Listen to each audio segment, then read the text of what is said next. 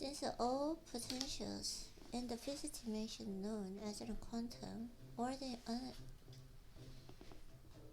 unified field exists in an eternal present moment, the only way you can create a new life, heal your body, or change your predictable future is to get beyond yourself. This elegant moment, which we have witnessed in thousands of brain scans, arrives in when a person finally surrenders the memory of themselves for something greater. So many people spend a majority of their lives unconsciously trying to live by the same routine on a regular basis, or they automatically romance their past. 맞아요. Feeling the same way every day. As a result, they program their brain and the body to be in a predictable future or a familiar past. Predictable future or familiar past. Never living in a present moment. It takes practice to get there, but it's always worth the effort. Finally, find a sweet spot of the generous present moment is going to require you to exercise a will that is greater than any of your automatic programs, but I'll encourage you every step of the way. The chapter starts off with a basic reviewing some scientific principles so we can establish a common terminology and develop models of understanding throughout the book. I'm going to make it pretty simple. Talking about brain function, that is the mind, nerve cells and networks and different parts of the nerve system, chemicals, emotions and stress and brain waves, attention and energy, and a few other subjects necessary to get you where you want to go. I have to establish in language to explain why we are doing what we are doing before I teach you how to do it in meditations that appear throughout the book. If you want more explicit, in-depth information, I invite you to read any other previous books, including Breaking the Habit of Being Yourself and You Are the Placebo. Okay, let's see.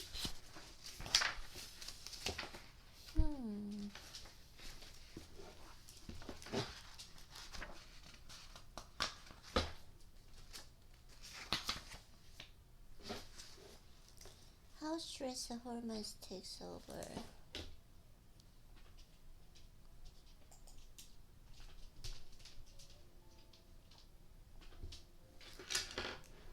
Hormones takes over. Okay, stress hormones takes over. So he's gonna explain about program, I think.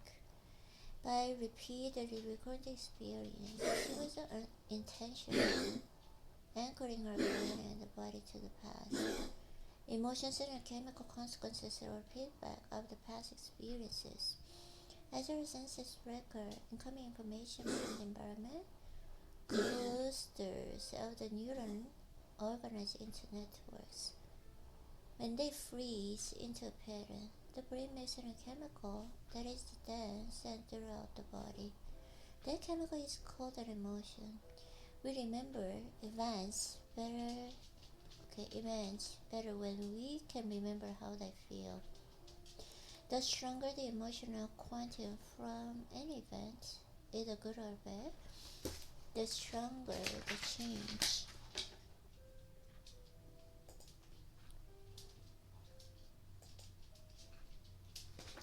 In our internal chemistry, when it notices a significant change inside of us, the brain pays attention to whoever or whatever is causing the change outside of us, and it takes a snapshot of our outer experience. That's called a memory. Okay, snapshot. That's called a memory.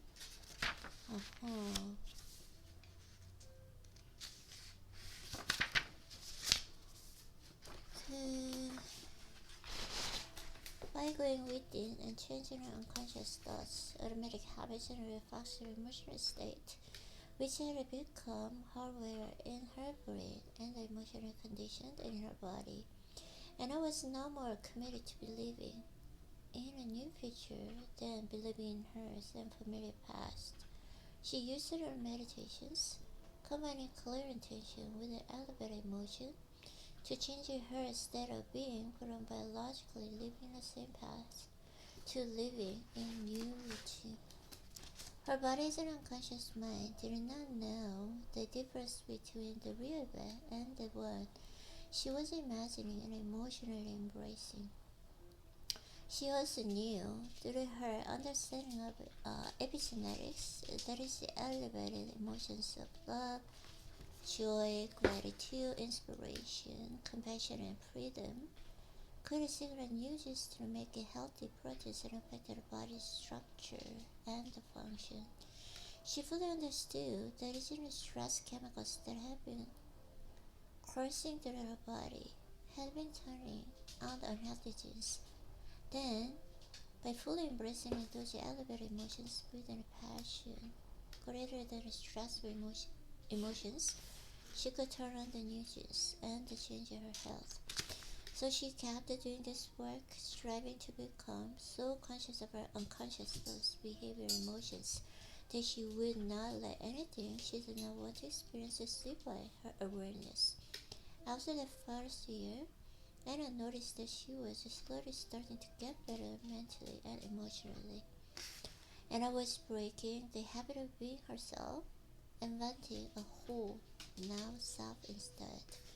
She learned that emotions in the past were stored in her body, but she could use it in the breathing techniques to liberate that stored energy and free herself from the past. She learned the genes that created disease instead of the environmental signals, the genes that create disease. Okay, I don't want to read this part because this was just like, kind of sad experience. It's sad and bad, so I don't want to read that. If you want to experience the supernatural in your own life by healing your body, creating new opportunities you could never have imagined before, and having transcendent, mystical experiences, you first need to master the concept of present moment, the eternal now. There is a lot of talk about being present or being in the now these days. While most people understand the basic of what that means, not to think about the future or live in the past, I want to offer you to completely deeper understanding of the concept. It's going to require that you get beyond the physical world, including your body, your identity, and your environment, and even beyond time itself. This is where you turn possibility into reality. After all, if you don't get beyond who you think you are and the way you've been conditioned to believe the world works, it's not possible to create a new life or a new destiny. So in a very real sense, you have to get out of your own way, transcending the memory of yourself as an identity, and allow something greater than you, something mystical to take over. In this chapter, I'm going to explain how that works. First, let's take a look at how the brain functions. When any neurological tissue in the brain and the body is activated, it creates mind. Consequently, from neuroscientific understanding, mind is the brain in action. For instance, you have specific mind to drive your car. You have another mind to take a shower. You have the deeper mind when you sing a song or listen to music. You use a specific level of mind to execute each of the complex functions because you've probably done each of these tasks thousands of times. So your brain turns in a very specific way whenever you do any of them. In other words, the neurons that fire together and accomplish the task become more wired together. For the most part, your brain is a product of the past. It has been shaped and molded to become a living record of everything you have learned and experienced up to this point in your life. Learning from a neuroscientific standpoint is when the neurons in your brain assemble from thousands of synaptic connections, and those connections then assemble into complex, three-dimensional neurological networks. Think of learning as your brain getting an upgrade. When you pay attention to knowledge or information, and it makes sense to you, this interaction with the environment leaves biological impressions in your brain. When you experience something new, your senses vibrate.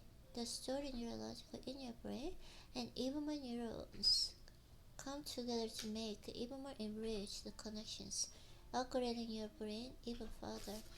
Experiences not only enhance your brain circuitry, but they also create emotions. Think of emotion as a chemical residue from past experiences or chemical feedback. The stronger the emotional quantum from the events in your life, the more experience leaves a lasting impression in your brain. Yes, that's how long-term memories are formed. So, if learning means making new connections in your brain, memories that you maintain those connections. The more you replace a thought, choice, behavior, experience, or emotion, the more those neurons fire and wire together, and the more they will sustain a long-term relationship.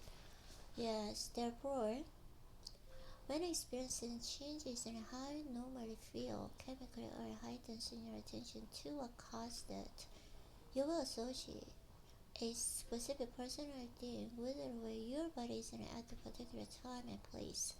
That's how you create memories.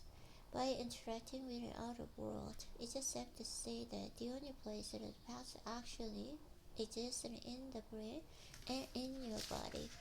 Let's just take a closer look at what happens biochemically inside your body when you think, a thought, or feel an emotion. When you think of a thought or have a memory, a biological reaction begins in the brain, causing the brain release certain chemical signals. That's how immaterial thoughts originally become matter. They become chemical messengers. These chemical signals make your body feel exactly the way you just think. Once you notice that you're feeling a particular way, then you generate more thoughts and inquiry how you're feeling. And then you release more chemicals from your brain to make you feel the way you've been thinking. For example, if you have a fearful thought, you start to feel fear. The moment you feel fear, the emotional influence you think more fearful thoughts.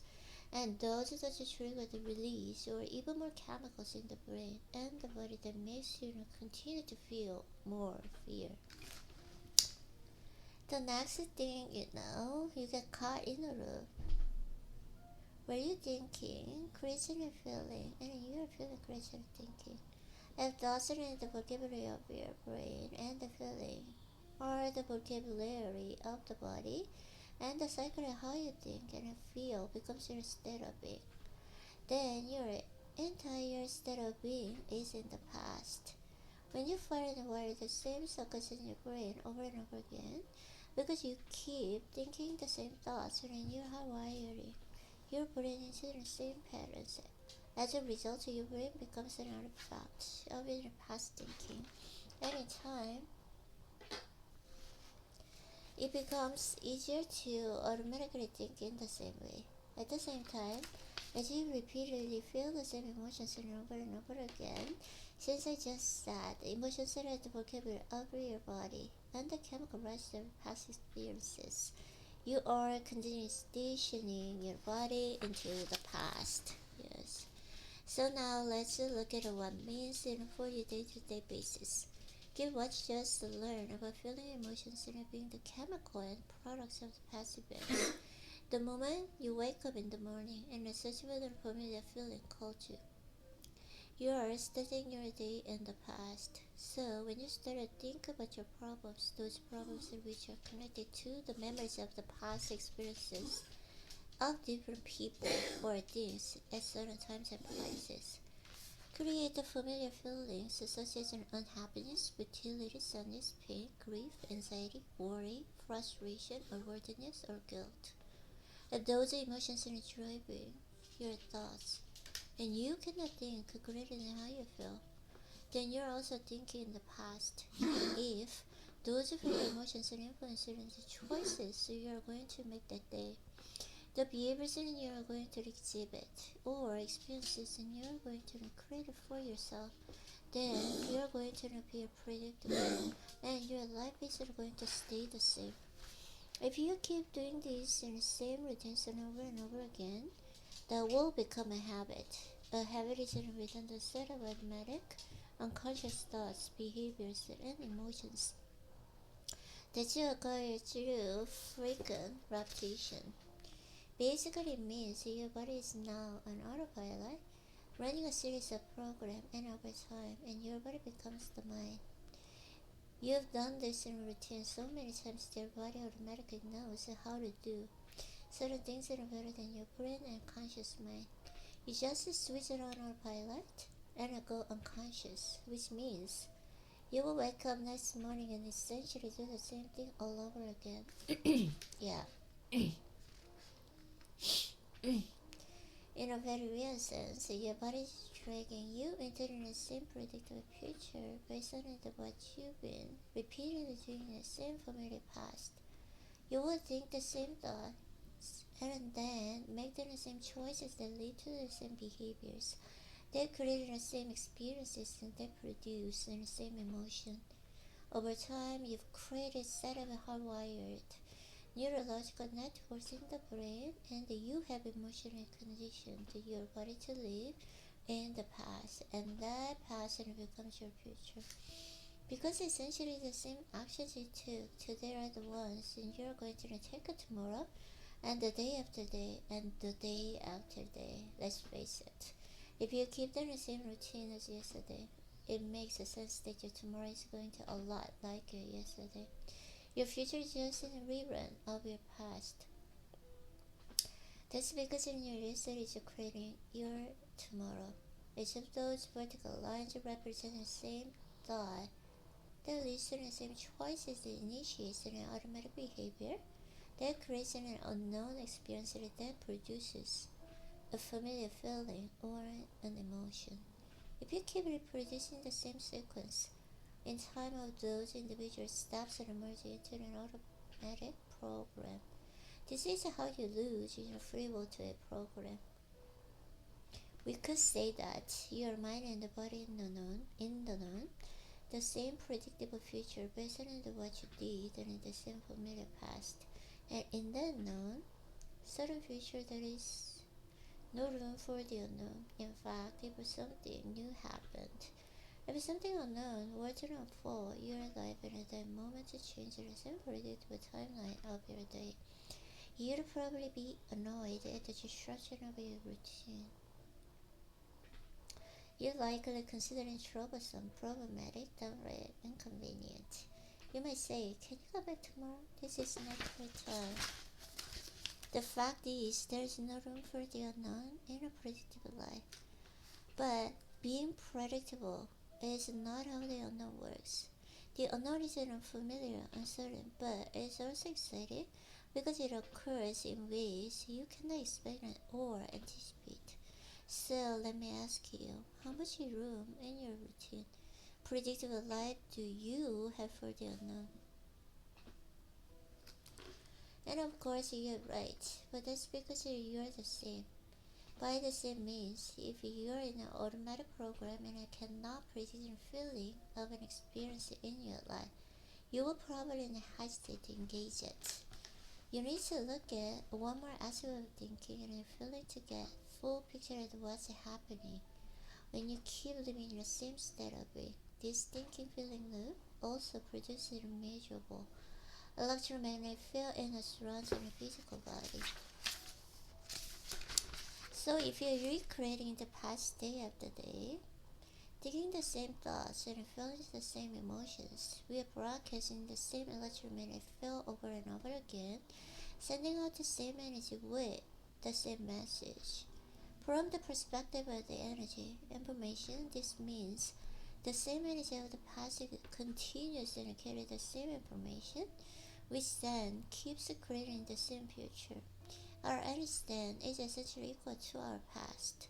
The only way we can change the lives is to change our energy, to change an electromagnetic field. We are constantly broadcasting.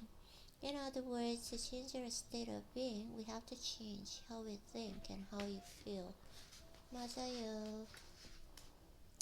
And those are familiar emotions that are connected to a memory of some past event involving a person or an object at a particular place and time.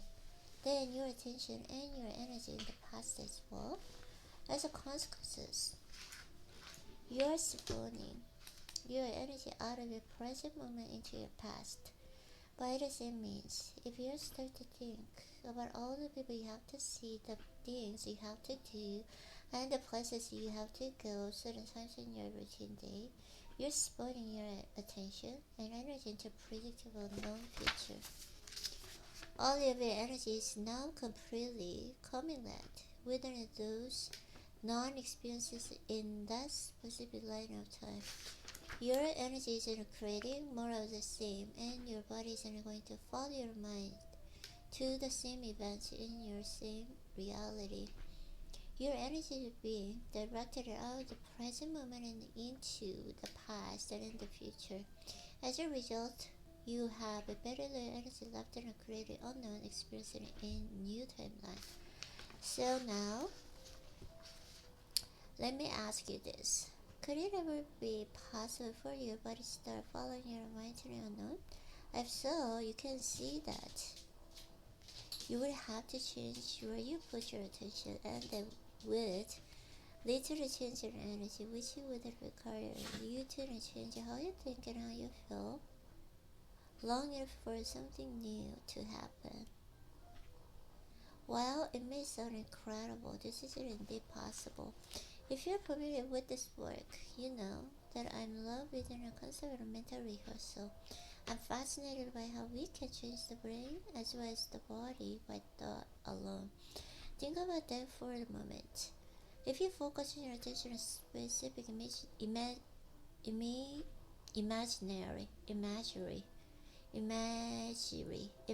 in your mind, and it become very present within a second to repeated thoughts and feelings, your brain and the body will not know the difference between what is happening in the outer world and what is happening in your inner world.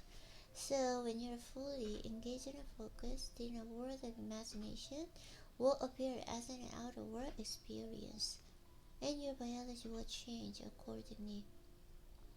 That means you can make your brain and the body look as if a physical experience has already happened without having the actual experience. What you put your attention on and the mental rehearse and over again not only becomes who you are from a biological perspective, it also determines in your future. So if they were start to play after the 5 days of mental practice, the behaviors would become easily aligned with your unconscious intentions, because they primed their brain center for the experience ahead of time. That's how powerful the mind can be when trained. 맞아요. Each of these three muscle studies shows how mental rehearsal not only changes the brain, but can also change the body by thought alone. In other words, by practicing the behaviors and their mind and conscious reviewing the activity on a regular basis, the bodies of the subjects, and it looks like they had been physically performing the activity, and yet they never did any exercises. Those who added to the emotional component of doing exercise as hard as possible to the intensity of the mental imagery made the experience even more real and the results more pronounced. You can see why when you wake up in the morning and start thinking about the people you have to see, the places you have to go, and the things you have to do in your busy schedule, that's mental rehearsing. And then you add intense emotional like suffering or happiness or frustration. Just like in an alpha flux in a volunteers and urge, the muscles to fix flux without moving them at all. You are conditioning your brain and the body like in the future has already happened. Since experiencing enriches the brain and creates an emotion that stimulates the body. When you continuously create an inward experience that is as real as an outer experience, over time you are going to change your brain and body just like any real experience would. In fact, when you wake up and start thinking about your day, neurologically, biologically, chemically, even genetically, which I will explain in the next chapter, if it looks as though the day has already happened for you, and in fact it has. Once you actually start the day's activities just as in an experiment above, your body is naturally and automatically going to behave equal to your conscious or unconscious circuits. As well as the rest of your biology are more readily and easily activated. That's because you not only do prime your biology every day with your mind, but you also recreate the same physical behaviors in order to reinforce those experiences and further in your brain and body, and it actually becomes an easier go unconscious every day because you keep mentally and physically reinforcing the same habits over again, creating the habit of behaving by habit. We used to think that genes created disease and that we were at the mercy of the DNA. So if many people in someone's in a family die of heart disease, we assume that their chances of also developing heart disease would be pretty high. But we now know through the science of epigenetics that it's not the genes that creates an disease in the environment that programs our genes to create disease, and not just in an external environment outside our body, cigarette smoke or pesticides, for example, but also the internal environment within our body, the environmental outside ourselves. What do I mean by environment within our body? As I said previously, emotions and chemical feedback at the end of products of experiences we have in our external environment. So as we react to the situation in our external environment that produces an emotion, the resulting internal chemistry signal our genes to either turn on, up-regulating, or producing an increased expression of gene, or turn off, down-regulating, producing a decreased expression of gene. The gene itself doesn't physically change. The expression of gene changes, and the expression is what matters most because that is what affects our health and our lives. Thus, even though someone may have a genetic predisposition for particular disease, for example, if their genes continue to express health instead of then expressing that disease, they want to develop a condition and the will remain healthy. Think of the body as a finely tuned instrument that produces a protein. Every one of our cells except the rest of blood cells makes a protein which are responsible for the body's physical structure and the physiological function.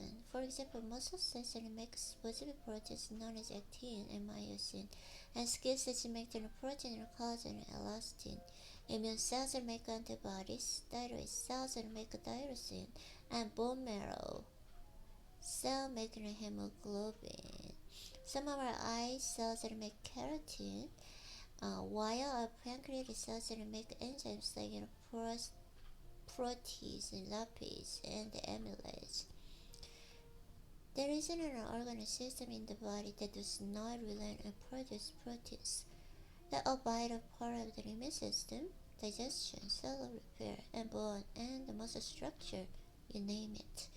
They're part of it in a very real way. Then the expression of protein is the expression of life is equal to the health of the body.